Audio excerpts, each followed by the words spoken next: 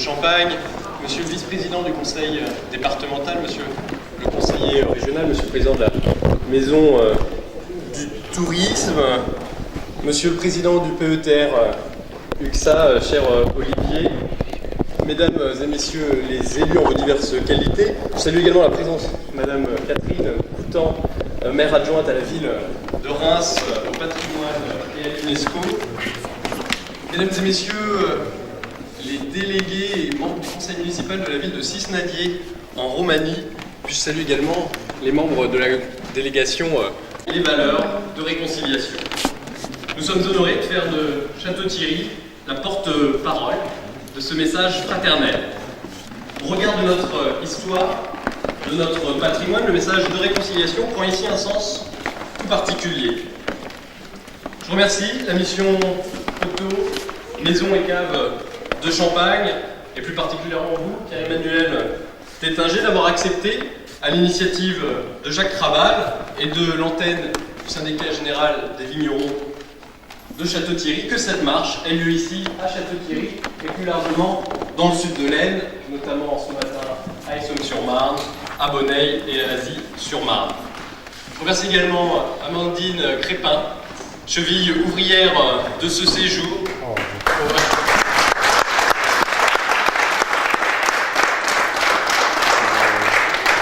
Cheville ouvrière de ce séjour, ainsi qu'aux nombreux bénévoles qui ont assuré la bonne préparation et le bon déroulement de la marche.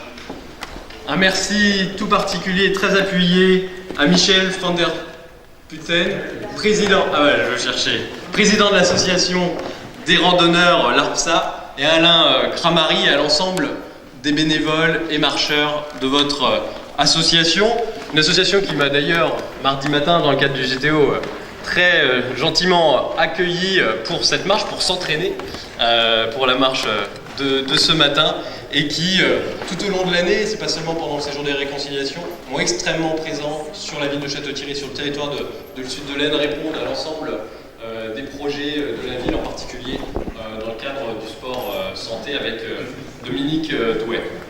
Et au-delà des réconciliations, j'oubliais quand même les services de la ville. Caroline Ledin, je sais qu'elle n'est pas encore là, Loïc Brognot, et l'ensemble des services vont contribuer également au succès de cette marche pilotée par Frédéric Jackson. Au-delà des réconciliations qui nous animent ce matin, ce sont les confluences et l'esprit de rassemblement caractéristiques de notre ville et du sud de l'Aisne que je souhaite évoquer et qui entraînent la fierté d'un territoire réuni derrière son identité champenoise. À l'image du grand marcheur qui était Jean-Jacques Rousseau, dont les lumières étaient exaltées par la promenade, la marche a avivé notre esprit et éveillé notre regard sur notre patrimoine. Mais à la différence du promeneur solitaire, nous étions rassemblés pour penser la réconciliation.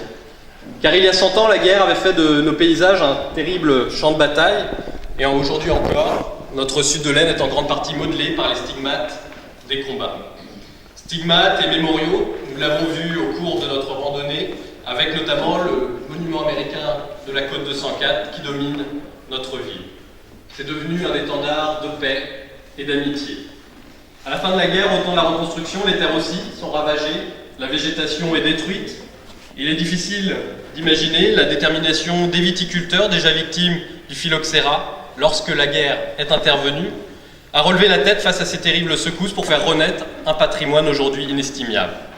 C'est bien leur courage qui a permis aussi à nos territoires de progresser et de se développer.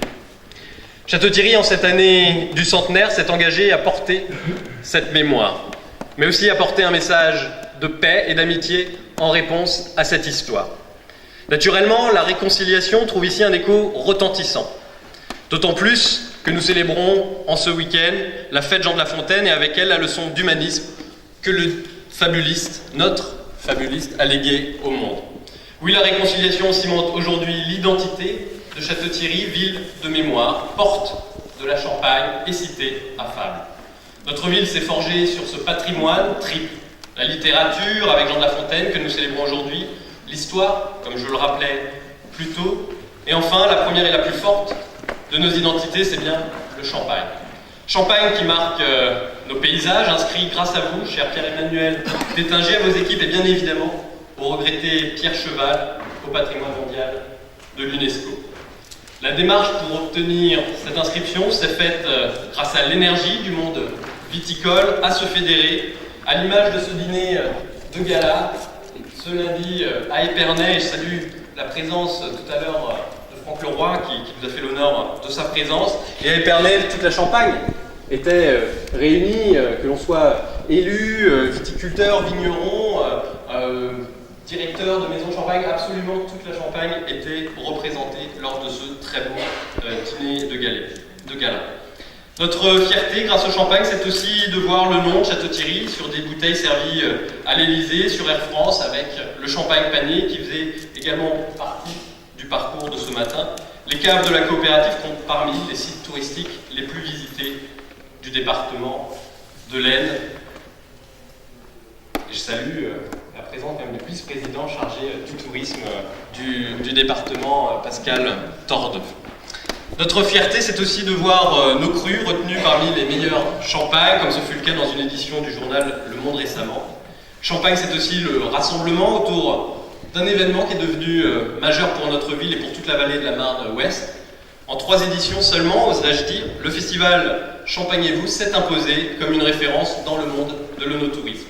C'est un atout majeur pour notre ville, pour la profession viticole, source de retombées touristiques et donc de développement économique. Et je remercie l'engagement et la présence ce matin d'Olivier Belin, puis également à toute l'équipe qui vous en tire, avec notamment Olivier Gracieux.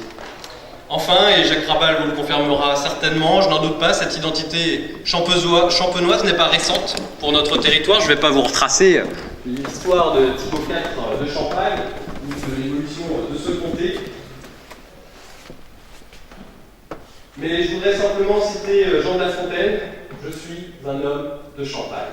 Et bien plus que jamais, aujourd'hui, nous sommes tous des hommes et des femmes de Champagne, portés par notre identité collective, par la fierté de vivre sur un territoire qui fait naître un produit d'excellence.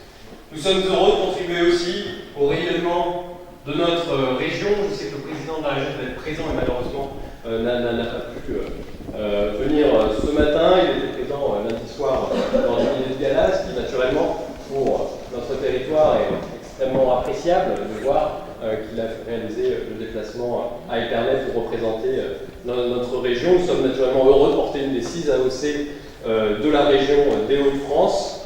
Certes, on ne va pas se le cacher, notre attachement aux Hauts-de-France fut l'objet et fait encore l'objet de controverses. Nous qui vivons à la confluence de 3 régions, et naturellement pour des raisons économiques, professionnelles et nos modes de vie sont plus tournés vers Paris et Reims que vers Amiens ou Lille. Mais grâce à nos viticulteurs, Lille peut maintenant avoir son salon du vin de Champagne, première édition l'an passé, en 2017. Et donc voilà, pour toutes ces raisons, nous sommes extrêmement honorés d'avoir accueilli cette marche des réconciliations à Château-Thierry. Et nous sommes ravis, les membres du conseil municipal, de remettre le relais à la ville qui accueillera la prochaine édition. Je vous laisserai le soin de dire quelle ville aura ce privilège. Je voudrais conclure par ces mots de Jean de La Fontaine, extrait de l'Ode pour la paix. Des mots qui trouvent un écho tout particulier en cette année du centenaire. Des mots qui s'accordent à notre volonté de réconciliation et qui illustrent à merveille la renaissance de notre terre de Champagne. Ô paix, source de tout bien, viens enrichir cette terre et fait qu'il n'y reste rien des images de la guerre. Je vous remercie.